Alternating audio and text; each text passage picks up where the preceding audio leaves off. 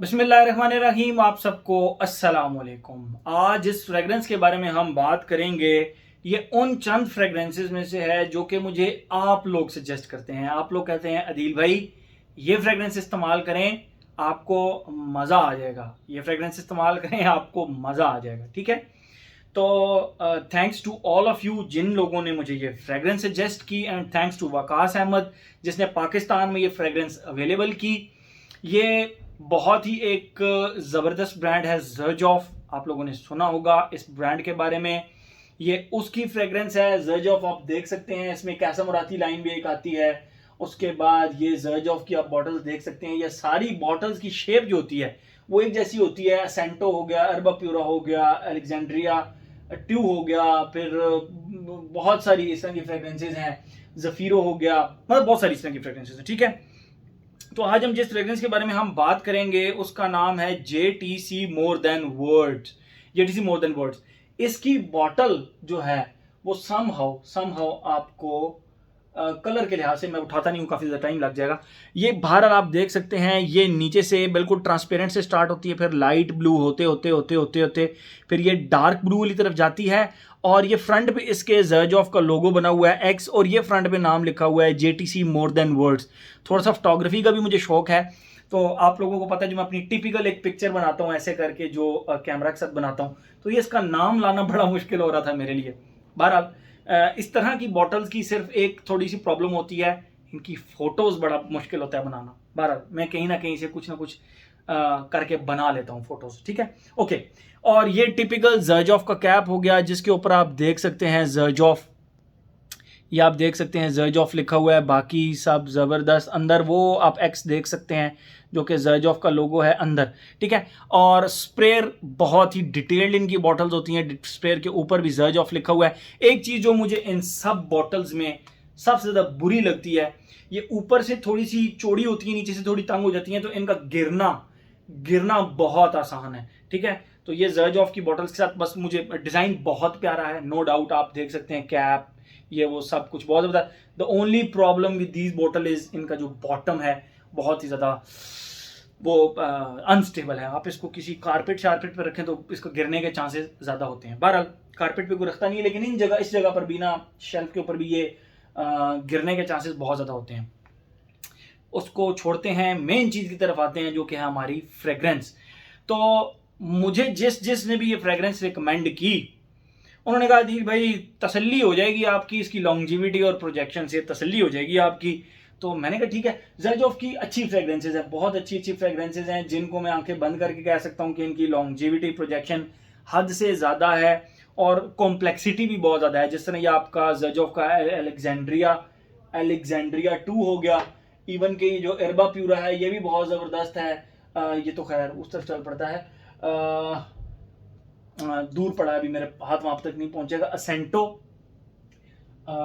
असेंटो हो गया और असेंटो इंटेंस हो गया। ये सब की सब फ्रेग्रेंसेज जो है ना, ये अच्छी हैं, बहुत लॉन्ग लास्टिंग है। Same is the case with this one. पहले मैं आप लोगों को इसकी खुशबू डिफाइन करूंगा, फिर मजीद इसके बारे में हम बात करेंगे कि वो जो लोग क्लेम करते थे कि दिल भी आप इसको ट्राई करें, आपको जो इसकी लॉन्जिविटी प्रोजेक्शन है तसल्ली करा देगी, उसके बारे में भी बात करते हैं। ठीक है, लेकिन पहले खुशबू। जैसे ही आप इसको लगाते हैं, इसके स्टार्ट में आपको एक खुशबू आएगी, और लीनियर खुशबू है, रोज, ऊद एंड फ्रूटी, खत्म। लेकिन ये इतनी कॉम्प्लेक्स खुशबू है कि जूं जूं ये आगे चलेगी आपको खुशी होगी कि यार शुक्र है मैंने ये फ्रेग्रेंस खरीदी है। बाजार में आपको हजारों ऊद रोज कॉम्बो मिलेंगे, और मजे की बात, हर ऊद रोज कॉम्बो दूसरे ऊद रोज से डिफरेंट होता है। जिस तरह रूबिक्स क्यूब होता है, उसकी 4.7 क्विंटेलियन मूव्स हैं। इसी तरह रोज के 240 ऊद के 247 अकॉर्ड्स हैं, और रोज के भी कोई मिला जुला के 150 तो अकॉर्ड्स होंगे जहां तक मेरा आइडिया है। तो हर अकॉर्ड को जब दूसरे अकॉर्ड के साथ वो इंटरेक्ट करते हैं, तो आप जरा अंदाजा लगा लें कि क्या एक आपके पास एक वास्ट किस्म का एक फीड, मतलब वो बनता है वैरायटी। तो मेरे ख्याल में कोई हजारों, आज भी हजारों इस तरह के कॉम्बिनेशन होंगे रोज और ऊद के, जो अभी तक डिस्कवर भी नहीं हुए होंगे। ये मेरा आइडिया है ये, क्योंकि फ्यूचर में जब रोज के एक अकॉर्ड को ऊद के दूसरे अकॉर्ड के साथ अटैच किया जाएगा तो वो एक अलग चीज निकलेगी। Same is the case with this one. ये ऊद रोज कॉम्बो तो है, लेकिन अपने आप में ये एक बहुत ही कमाल की चीज है। वो किस तरह, मैं आपको बताता हूं।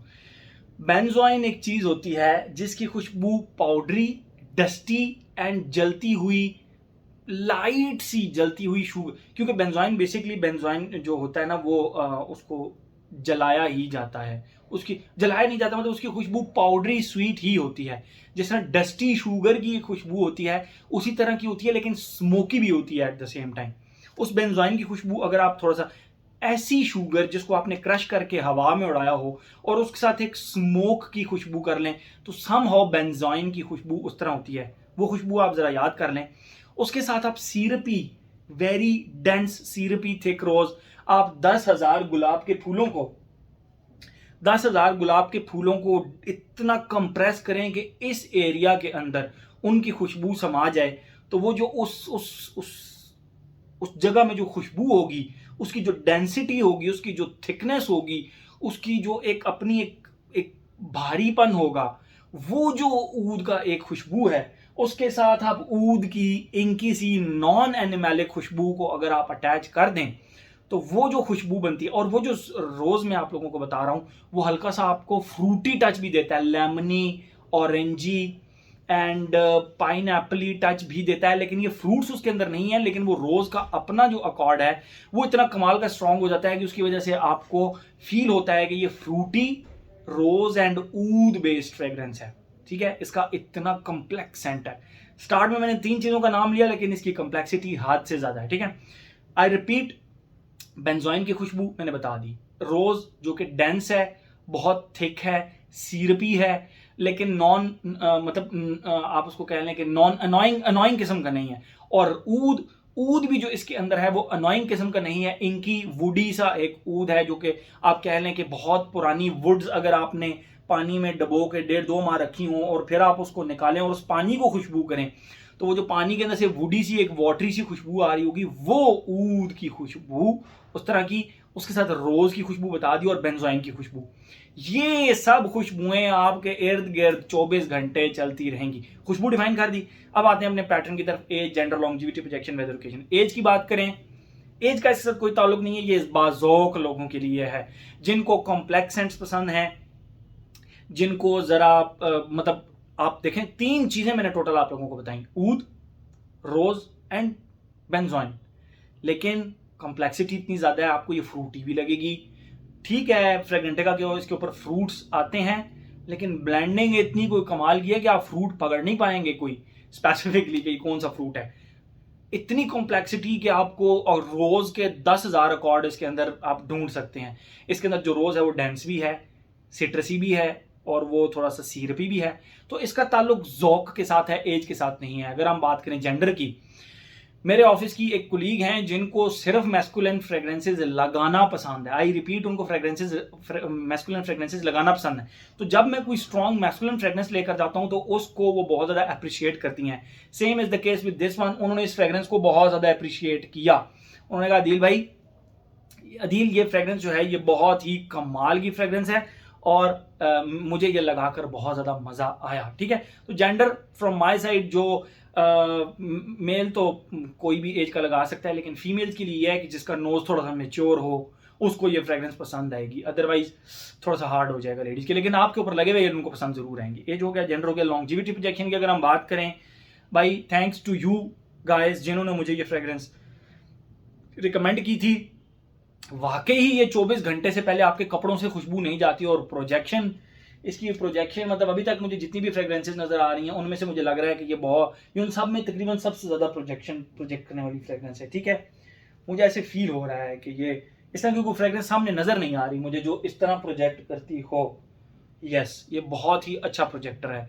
4, 4.5, 5 घंटे इसने मुझ पर प्रोजेक्ट किया और सेंट ट्रेल बनाया। मेरी आदत है मैं एक स्प्रे यहाँ पे भी लगाता हूँ तो मुझे चलते हुए प्रॉपर पीछे से कॉम्प्लीमेंट मिले, यार क्या लगाया हुआ है, तुम चल के जा रहे हो, पीछे से खुशबू आ रही है, तुम्हारे इतनी कमाल की खुशबू आ रही है।